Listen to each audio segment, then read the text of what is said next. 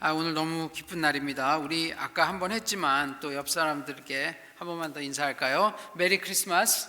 예, 메리 크리스마스. 예, 좀 밝게 한번 웃어 보시면서 메리 크리스마스. 예, 예. 성탄절에는 사실 칸타타만 하고 그만둬도 이미 다 말씀 들은 것과 같습니다. 메시지가 그 안에 다 있습니다. 그럼에도 불구하고 저희가 함께 잠시 좀 메시지를 나누어 보고자 합니다. 오늘 성탄절 제게는 너무나 특별합니다. 또 제가 담임으로 여기 부임하고 난 다음에 첫 번째 맞는 성탄절이기도 합니다. 그래서 특별히 마음이 더 가는데요. 기도하는 가운데 하나님께 어떤 말씀을 전하기를 바라시는지 여쭤봤는데 하루 이틀 고민하는 가운데 제게 성탄절의 소망이라는 말씀을 전하기를 원하셔서 함께 나누고자 합니다.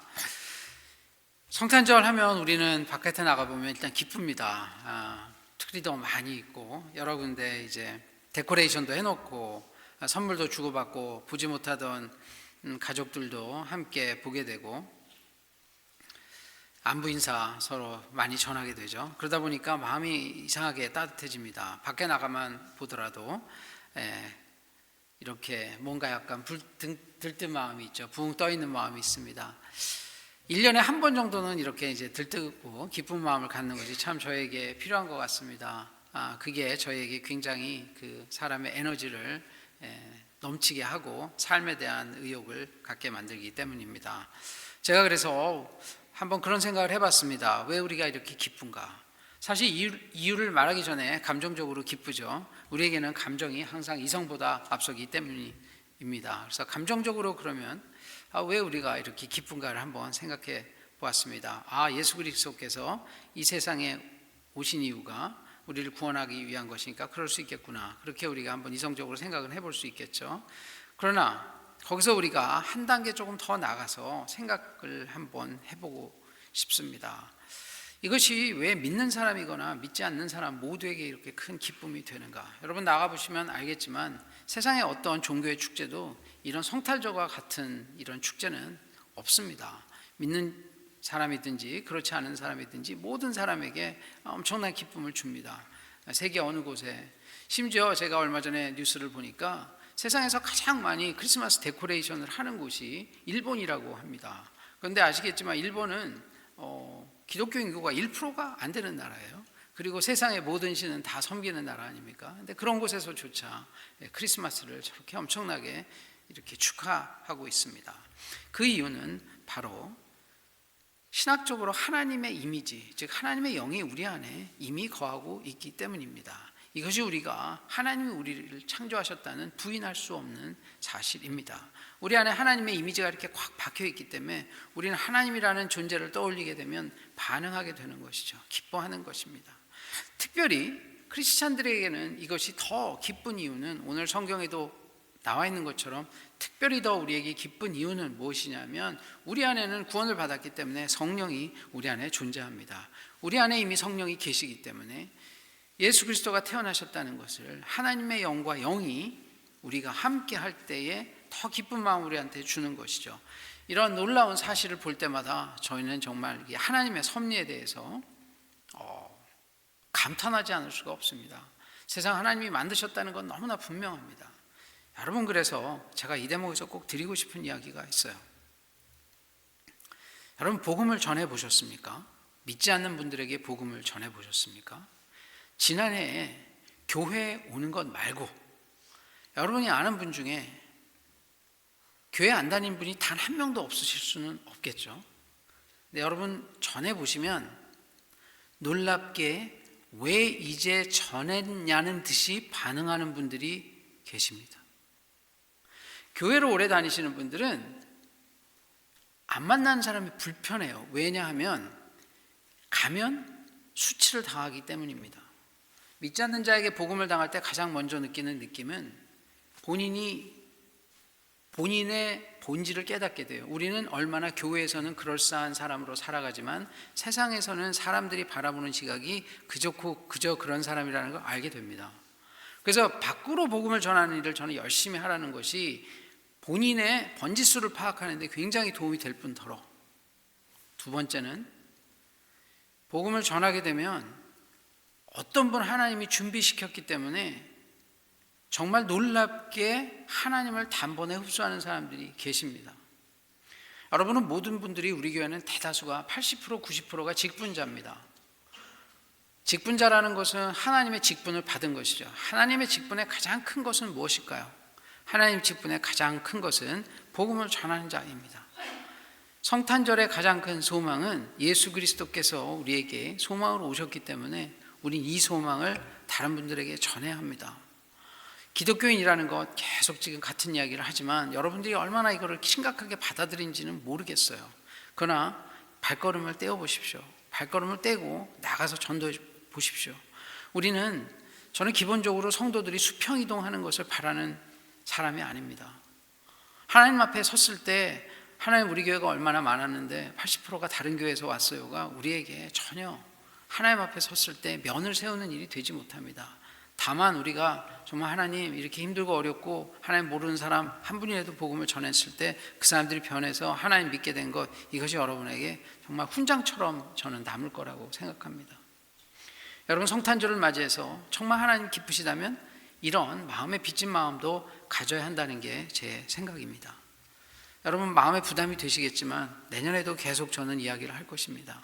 여러분이 깨어서 움직이실 때까지. 봉사도 중요합니다. 여러 가지 교회에서 해야 되는 일들도, 구제도 중요합니다. 교제도 중요합니다. 그러나 교회의 본질은 누군가 믿지 않는 사람들에게 복음을 전하는 데 있습니다. 그게 교회의 본질입니다. 우리 지금 큐티를 다 하자고 계속 말씀을 드리는데, 우리 기쁨의 언더로 큐티 어제 무슨 내용이 있냐면 요한복음 3장 16절이 있었습니다. 어제 이중호 목사님이 설교하신 걸 들으신 분들은 또 한 번 더 배우셨겠지만 3장 16절이 기독교의 핵심이라고 합니다. 근데 왜 이것이 기독교의 핵심일까요? 우리 한번 요한복음 3장 16절 한번 잠깐 우리 암송해 보실까요? 아마 웬만한 분들은 이거는 다 아실 테니까. 자, 한번 해보겠습니다. 하나님이 세상을 이처럼 사랑하사 독생자를 주셨으니 이는 저를 믿는 자마다 멸망치 않고 영생을 얻게 하려 하심이라.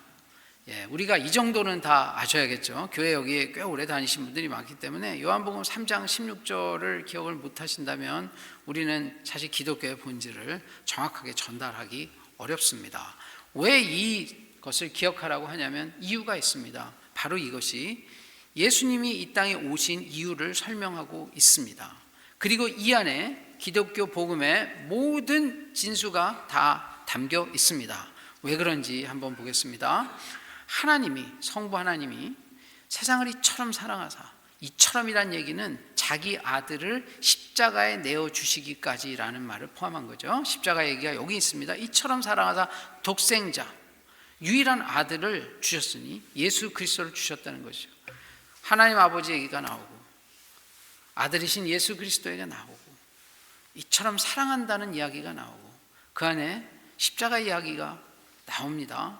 이는 저를 믿는 자마다 믿음을 이야기하고 있죠. 사랑과 믿음이 나옵니다. 멸망치 않고.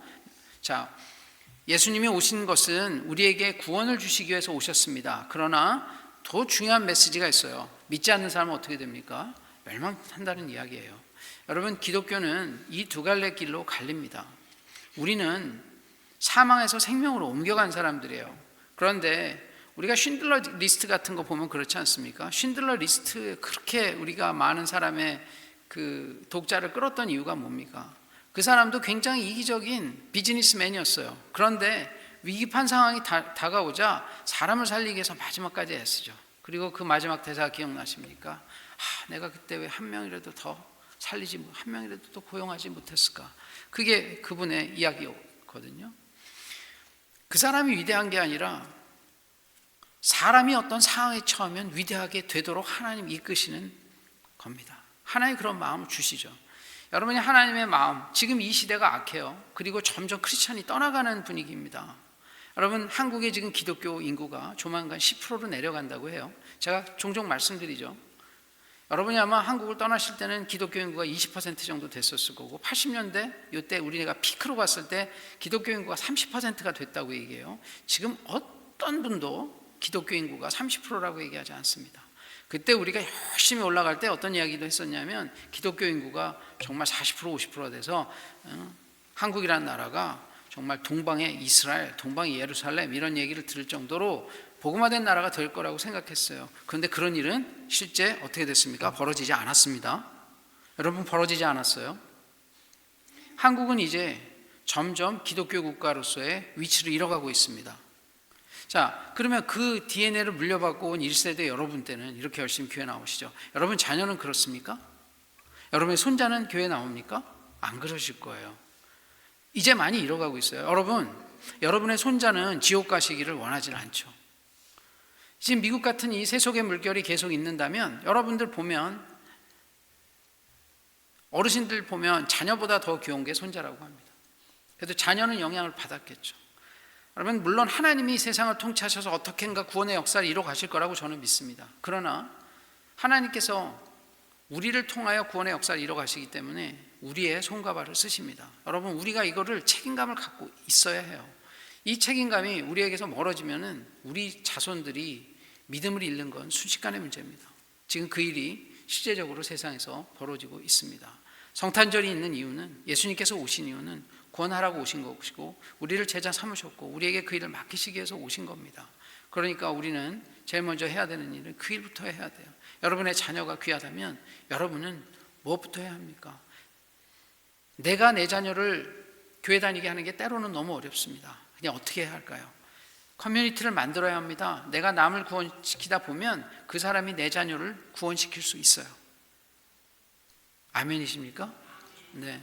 여러분, 이게 머릿속에서만 뱅뱅 돌지 말고 한 분이라도 복음을 좀 전해보세요. 저는 여러분들에게 정말 이 내년에 우리가 계속 교회에서 이야기도 하고 캠페인도 하고 제자훈련도 하는데, 여러분 그 제자훈련을 열심히 하면 뭐합니까? 많이 알아서 뭐합니까? 교회에서 많이 안다고 행동으로 나오지 않거든요. 우리가 이게 체화가 돼야 되는 거거든요. 제가 가끔 이제 그런 비유를 쓰는데, 기독교인은 피아니스트하고 비슷하다고 말씀드려요. 악보를 많이 알면 뭐합니까? 피아노를 못 치는데. 요리사하고 비슷하거든요. 요리를 많이 알면 뭐합니까? 음식을 하면 맛이 없는데. 기독교인이 그런 거거든요. 성경을 많이 알면 뭐합니까? 전도 교회를 60년을 나오면 뭐합니까? 한 번도 안 믿는 사람한테 전도해서 구원받게 한 경험이 없는데. 똑같은 거예요. 맛없는 요리사나 악보만 많이 하는 피아니스트나 한 번도 전도하지 않은, 전도의 열매가 없는 크리스찬이나 다 똑같습니다. 집사면 뭐하고, 권사님이면 뭐하고, 장로님은 뭐하고, 목사면 뭡니까? 아무런 의미가 없어요. 다 인간이 만들어낸 제도예요. 인간이 만들어낸 제도는 천국 가면 다 없어지는 겁니다. 그렇죠? 하나님께서 원하시는 것은 그분이 당부하셨던 일. 왜냐하면 예수님께서 목사가 되라, 장로가 되라, 권사가 되라, 집사가 되라 이런 얘기가 성경에 없어요. 거기서는 복음을 전하라, 내가 말한 것을 가르쳐 지키게 하라, 거기까지가 분부입니다. 그렇기 때문에 우리가 이 일을 해야 돼요. 자, 오늘 성탄절을 맞아서 제가 왜 이 이야기를 드리냐면, 아까 말씀드린 것처럼 우리 기독교의 핵심에 믿음, 소망, 사랑 이렇게 세 가지가 있습니다. 아까 사랑, 믿음, 우리가 그런데 이제 아까 그 핵심에 믿음, 소망, 사랑, 우리가 믿어서 하나님께서 사랑하셔서 우리가 독생자를 주셨고 우리가 그것을 믿음으로 우리는 영생을 얻는다, 이렇게 했을 때 이 영생을 주신다 하는 게 소망인데, 기독교에 잘 보면 사랑에 대한 설교도 굉장히 많고 믿음에 대한 설교도 많이 있어요. 특히 로마서는 모든 기독교인들이 알고 싶어하는 로망 아닙니까? 그래서 사람들이 믿음으로 구원받는다, 특히 종교개혁을 하는 우리 개신교에서는 이 믿음이라는 게 특별한 위치를 차지하고 있습니다. 사랑은 워낙 유명해서 여러분들이 헬라어로 아가페도 알죠. 믿음도 압니다. 그런데 소망에 대해서는 깊이 고민 안 해보시고 살 때가 많습니다. 우리의 소망은 과연 무엇인가? 물론 당연히 영생을 얻는 것이 소망이겠죠. 그러나 소망에는 두 가지 차원이 있습니다. 우리가 구원의 두 가지 차원이 있다고 말씀을 여러 번 드렸죠. 우리가 세상을 바라보는 이 구원에 대한 시각, 하나님의 나라가 이 땅에 왔는데 왜 우리는 아직까지 완전히 구원받았다는 생각을 못하느냐? 이미 오신 구원이 아직까지 완전히 이루어지지 않았기 때문에 이미와 아직 사이를 살아가기 때문이다. 이것을 여러분들이 마음에 정말 DNA에, 왜냐하면 이것이 저도 세상을 바라보는 시각을 다 바꿨기 때문에 그래요. 교회가 이거를 왜 안 가르쳐 주는지 저는 이해가 안 됐어요. 그러나 이게 우리가 지금 이 현실을 바라보는 시각입니다. 구원은 시작되었지만 완성이 안 됐어요. 다시 말해서 이야기를 가장 소망에다 접근시켜 보면 소망은 시작되었지만 소망이 완성되지 않았습니다. 소망은 이미 우리 안에 시작되었어요. 그 소망은 무엇입니까? 예수님의 구원의 그 시작이 우리 안에 시작이 되었습니다. 그러나 완전하게 이루어지는 것은 예수 그리스도가 재림할 때 이루어집니다. 이 가운데 그러면 우리는 이 소망이라는 것을 어떻게 이해해야 하는 것이죠. 소망이라는 것은 바로 하나님이 주신 그 마음이 있어요. 우리가 갖고 있는 희망과는 다릅니다. 우리가 희망이라는 건 인간에게 근거한 거예요. 우리의 생각 안에서 나오죠. 우리의 생각 안에서 나오는 어떤 희망이 뭔가 이루어지기를 바라는 거예요. 내년은 공부 잘했으면 좋겠다. 학생은 내년에 돈 더 많이 벌었으면 좋겠다. 자녀가 예수를 믿었으면 좋겠다. 관계가 좋았으면 좋겠다. 세상에 평화가 왔으면 좋겠다. 이걸 우리가 그냥 영어로 가끔 그렇죠. 그렇게 됐으면 좋겠다. 안 이루어져도 할 수 없고 안 이루어질 가능성도 더 많아. wishful thinking이라고 얘기합니다. 우리가 그럴듯하게 생각은 하는 거예요. 그러나 본질적으로 이것은 우리가 희망이지만 시간이 지나 보면 희망 고문이 될 때가 많아요. 그 일이 잘 일어나지 않거든요. 우리 인생 잘 보면 희망을 했지만 희망한 일들이 잘 이루어지진 않습니다. 그러나 반대로 여러분, 소망이라는 것은 물론 영어로는 같은 단어를 쓰지만 소망이라는 것은 기본적으로 그 뿌리가 하나님께 있습니다. 그렇기 때문에 나에게 생기는 진실한 소망은 하나님으로부터 옵니다. 이 소망을 갖기 위해서는 꾸준히 하나님과 쉽게 말하면 릴레이션십 빌딩을 해야 돼요. 하나님하고 거래를 하셔야 합니다. 하나님하고 관계를 트셔야 해요. 우리에게 소망이 어떤 것이 생기려면, 진짜 소망이 생기려면 내 안에서 생겨난, 내 안에서 제너레이트한 소망이 아니라 하나님께서 우리한테 그 소망을 주셔야 해요. 그 소망을 받기 위해서는 꾸준히 하나님하고 연결되는 일들을 하셔야 합니다. 우리가 이 일을 기도를 통해서, 말씀을 통해서, 또 함께 예배를 통해서 꾸준히 하나님과 할 때 우리 안에 어떤 하나님이 주시는 어렴풋하지만 분명한 소망들이 들어오기 시작합니다. 이 소망을 우리가 지금 이 시간에 알기 시작하면 그것을 조금씩 이루어가기 시작합니다. 이 소망은 하나님께서 주신 것이기 때문에 소망이 커져갑니다. 하나님께서 주신 것이기 때문에. 소망이 없을 때 소망을 있는 것처럼 가장할 필요 없어요. 안 주셨을 때는 우리가 이것을 계속 놓고 함께 기도해야 합니다. 그러나 하나님께서 분명히 주신 소망은 우리만 포기하지 않으면 하나님이 이루어 가십니다. 소망이라는 단어를 이 이스라엘 히브리어로 크게 두 가지 단어를 씁니다. 하나는 카바라는 단어예요. 이 카바라는 단어는 무슨 단어냐면 이 코드, 노끈이라는 단어입니다. 이 카바라는 단어의 노끈은 어떠냐면 이 노끈이 열심히 붙잡다 이러한 단어입니다. 이게 하나의 단어가 있고요. 또 하나는 야할이라는 단어예요. 이 야할이라는 단어는 무슨 단어냐면 간절히 바란다 그런 뜻입니다.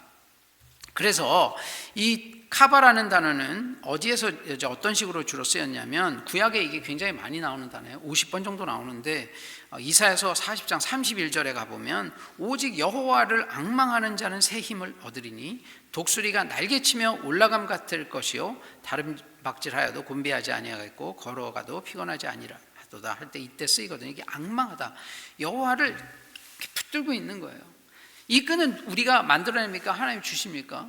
하나님 주시는 끈이야. 하나님 주시는 끈을 이렇게 붙들고 있으면 하나님께서 이루신다는 것이죠. 그래서 우리만 포기하지 않으면 된다. 그래서 이 끈이라는 표현이 있습니다.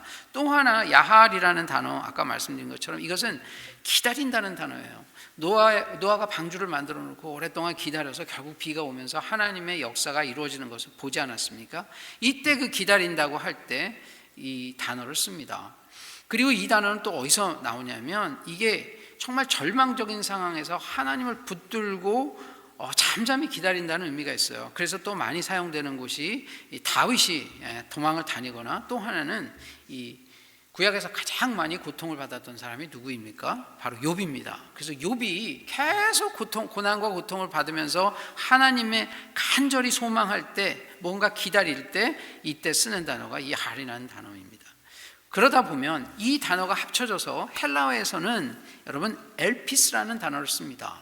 그 희망이라는 단어를, 소망이라는 단어를 써요. 엘피스라는 단어에 이 의미가 함께 합쳐져서 나타납니다. 그래서 우리가 소망이라고 할 때는 두 가지 컴포넌트가 다 있습니다. 하나는 간절히 우리가 붙드는 거, 두 번째는 우리가 기다리는 거. 소망은 붙드는 것과 기다리는 일이에요. 잘 한번 생각해 보십시오. 그런데 이렇게 붙들고 기다리려면 우리 안에 무엇이 있어야 합니까?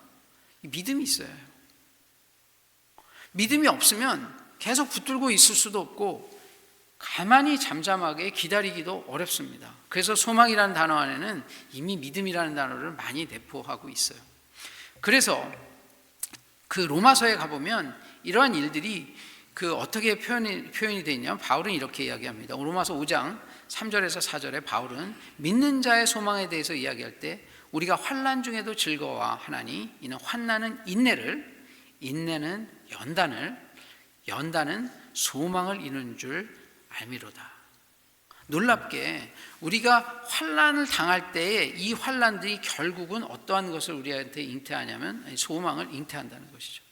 자, 우리가 지금 희망과 소망에 대해서 이제 얘기하는데 우리 안에 있는 어떤 wishful thinking과 우리가 그렇게 됐으면 바라지만 사실 우리 안에 근거한 것과 하나님 주시는 소망을 이루어가는 것에는 커다란 차이가 있다는 것이죠. 자, 우리에게 주신 하나님의 가장 큰 그 소망은 무엇입니까? 원래 우리가 하나님을 바라는 것이에요. 워낙 아브라함과 약속했을 때 어떤 것으로 약속했습니까? 너희는 나하고만 붙어 있으면 내가 너의 아버지가 되어 주겠다. 모든 일을 해주겠다라는 것이에요. 보호자로서의 역할을 해주겠다. 이것이 하나님의 약속입니다. 우리는 하나님이 이야기하신 그 테두리 안에만 있으면 돼요.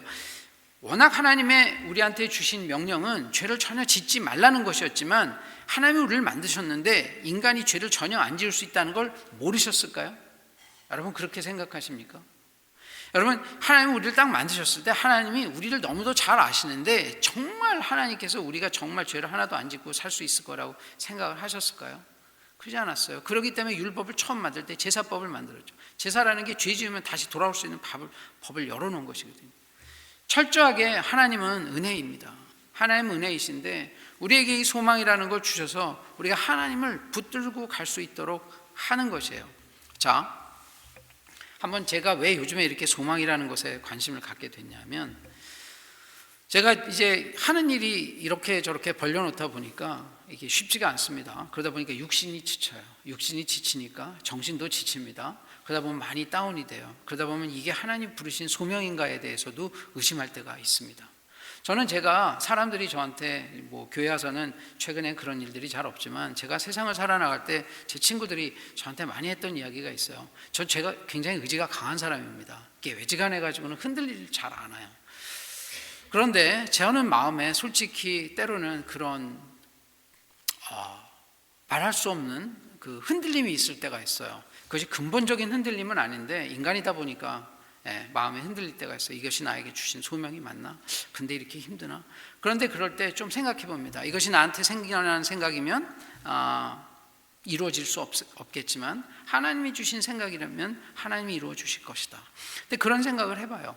그러면 분명히 하나님이 주신 생각이라는 게 어느 순간에 100% 확신은 아니지만 어느 정도 옵니다. 그러면 그 다음부터 저에게 드는 생각은 그러면 한번 버텨봐야지. 꿋꿋하게 하나님 따라가 봐야지.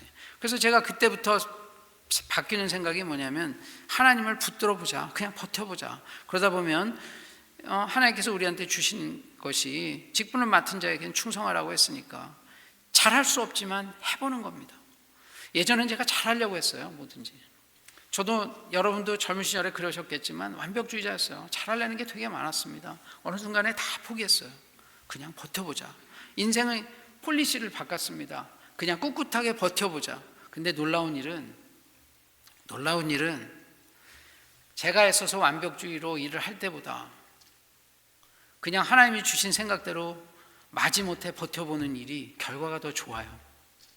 여러분 이런 경험을 많이 해보셨습니까? 하나님이 주신 생각은 계속 자라나고 하나님이 함께 도와주시기 때문에 계속 그 일의 열매가 맺어져 가요. 우리가 할 수 있는 일은 오직 소망을 가지고 붙드는 겁니다. 버티는 거예요. 잘 버티면 할 수 있다는 것이죠. 자, 오늘 말씀으로 돌아가 보면 오늘 말씀에는 하나님이 이 세상에서 이렇게 주셨던 약속, 우리가 지금 계속 마태복음을 보고 있지만 마태복음에서 예수 그리스도는 하나님께서 약속하신 구약의 약속의 성취다, 구약의 약속의 완성이다 이러고 오셨습니다. 그런데 하나님께 입장에서 보면 그게 본인이 약속하신 걸 지킨 거지만 인간의 입장에서 보면 그 일이 벌어지기를 2000년 넘게 학수고대를 하고 있었죠. 특별히 나라가 망한 400년 중간기에는 굉장히 열심히 기대를 했습니다. 그때는 외세가 헬라와 로마가 계속 침입하고 성전도 막 그 안에 이 정말 그 돼지까지 끌고 오는 그런 치욕적인 역사를 겪지 않았습니까? 이런 일들을 겪으면서 이스라엘 백성들은 정말 마음이 낮아지고 힘들었을 겁니다. 그런데 그 안에서도 자기가 살겠다고 나선 사람들이 있어요. 종교적이며 권력자였던 사두개인들이라든지 또 이 율법으로 한번 세상을 바꿔보겠다고 이야기한 바리새인이라든지 또 세상을 혁명해 보겠다고 한 열심당이라든지 아니다, 세상은 아무 소망이 없다, 나는 속세로 떠나서 정말 수도원으로 들어가서 살겠다고 했던 SNF라든지 그런 사람들이 있었습니다. 그런데 예수님께서 오실 때 누구에게 나타나셨습니까? 자기 의지가 강한 사람들 안 나타나세요.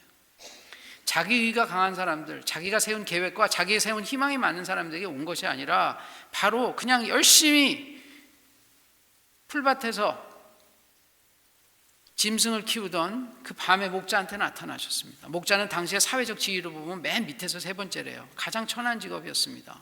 그리고 누구한테 나타나셨습니까? 바로 오늘 우리가 읽은 시므온과 안나에게 나타났습니다.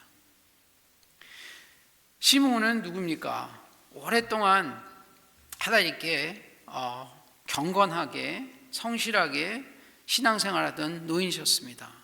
그분에게 나타났습니다. 그분에게 소망이 무엇이 있겠습니까? 자기가 죽기 전에 구원의 그 주 예수 그리스도를 보는 것이 소원이 아니었겠습니까? 안나는 누구였습니까? 그분은 늙은 과부였습니다. 그래서 갈 데가 없어서 성전에서 정말 몇십 년 동안 있었던 그 선지자이자 과부였습니다. 그분 정말 우리가 생각할 수 없었던 그런 가장 낮고 보잘것없었던 사람들에게 하나님이 선택하여서 나타났습니다. 그런데 하나님 나라에서 그들은 왜 하나님을 가장 먼저 볼 수 있는 특권이 주어졌을까요? 그것은 그들이 자기에게 주어진 그 소망을 붙들고 그냥 성실히 날마다 살았던 사람이기 때문입니다. 그래서 안나에게는 어떤 이야기가 나오냐면 거기에 주야로 금식하면서 기도하며 이런 이야기가 나옵니다. 결국 하나님께서 우리에게 원하시는 것은 그분이 우리에게 심어주신 그 소망에 대해서 그 끈을 붙들고 그냥 날마다 열심히 성실히 해야 되는 본분을 다하는 사람들을 하나님께서 사용하셔서 가장 먼저 그분의 존재 예수 그리스도로서 보여주신 것입니다. 오늘 우리가 성탄절을 맞았습니다. 한번 우리가 지난 1년을 돌아봅니다. 지난 6, 7개월 정말 특별히 제가 처음 왔을 때 교회가 너무 혼란스러웠습니다. 그때에 비하면 지금은 굉장히 많은 그 안정을 저희가 찾게 되었죠. 정말 많은 분들이 헌신해 주시고 기도해 주시고 서로 도와주시고 사랑해 주셔서 이런 놀라운 결과를 얻었습니다. 그래서 우리는 그 가운데 역사하시는 예수 그리스도의 권능을 다시 한번 기억하면서 찬양을 드립니다. 아직 우리가 가야 할 길이 많이 남아있지만 우리에게는 주님이 이 교회를 설립할 때 심어주신 소망이 있습니다. 여러분, 그래서 저는 이번 성탄절이 어떤 성탄절보다 더 기쁘고 반갑습니다. 그것은 바로 우리에게 예수 그리스도의 소망을 다시 한번 기억하게 해주기 때문입니다. 제가 종종 말씀드리죠. 예수님이 떠나시면서 세상에 두 가지를 남겨주셨습니다. 첫 번째 무엇입니까? 성령. 두 번째는 무엇입니까? 교회. 자, 교회는 하나님의 예수 그리스도의 유산입니다. 그렇기 때문에 교회는 우리만 잘 붙들고 있으면 하나님 이루어 가실까요? 안 이루어 가실까요? 이루어 가십니다. 그런데 우리는 어떻게 해야 합니까? 바리새인처럼 해야 됩니까? 열신당처럼 해야 됩니까? SNF처럼 살아야 합니까? 사두개인처럼 살아야 합니까? 그 사람이 아니라 우리는 시므온과 안나처럼 살아야 합니다. 우리는 목자처럼 살아야 합니다.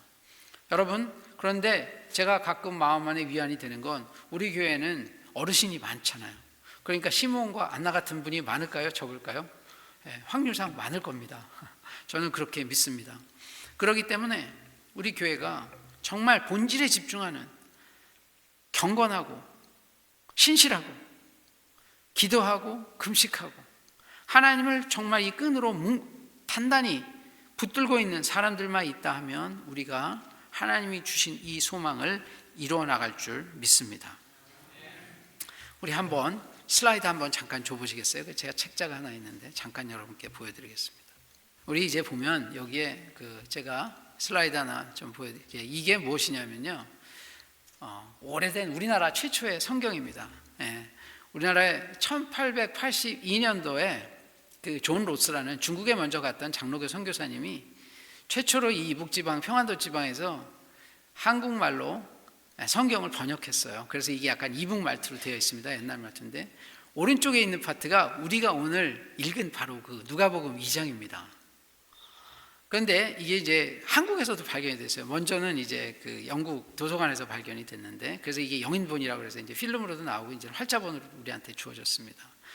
정말 불과 한 50년 전이죠. 또 여기 어르신들 많으니까 어떤 분들은 정말 이분이 여러분 태어나셨을 때 이분 살아계셨을지도 몰라요. 이분이 꽤 오래 사셨거든요. 70몇 살까지. 그러니까 이런 분들이 한국의 복음을 전달했기 때문에 우리에게 지금 이러한 믿음이 주어졌고, 우리가 이렇게 예수 그리스도의 성탄절을 기념할 수 있게 된 것입니다. 자, 바로 구한말 이렇게 망해가던 조선 땅에 그리스도의 복음으로 이렇게 소망을 주었던 선교사처럼 우리 교회도 정말 누군가에게는 이런 일을 감당하는 교회가 되길 간절히 소망합니다. 그래서 우리 교회의 소망은 우리끼리 교제하고 안락하게 지내는 것에서 머무는 것이 아니라, 이제는 복음을 배우고 복음을 살아내고 주변에 복음을 전파하는, 특별히 믿지 않는 사람들에게 복음을 전파하는 일, 이 소명을 감당하는 교회가 되기를 간절히 소망합니다. 저는 벌써 이러한 소망이 싹을 틔우는 것을 봅니다. 여러분의 눈에서, 여러분의 가슴에서, 여러분의 손발에서, 여러분의 마음 씀씀이에서 그 소망의 새순이 싹트고 자라는 것을 봅니다. 우리가 이런 소망을 가지는 것은 우리 안에서 만들어낸 것이 아니라 다른 분이 아닌 예수 그리스도께서 우리에게 주셨고, 우리는 그분을 의지하기 때문입니다. 그래서 우리는 지난 한 해 우리에게 주신 주님의 사랑을 기억하면서 무엇보다 우리가 해야 할 일들, 그 들판의 목자와 같이, 시므온과 같이 안나처럼 묵묵히 주신 사명을 감당하기를 소원합니다. 그리고 이 일을 우리가 감당할 때 주님의 소망인 교회를 주님께서 사용하시기 위해서 부흥을 주실 줄 믿습니다. 그래서 우리 교회 내년에는 3가지 큰 축복, 교회의 부흥, 여러분 가정의 부흥, 그리고 하나님 나라의 부흥이 이루어지시기를 간절히 축원합니다.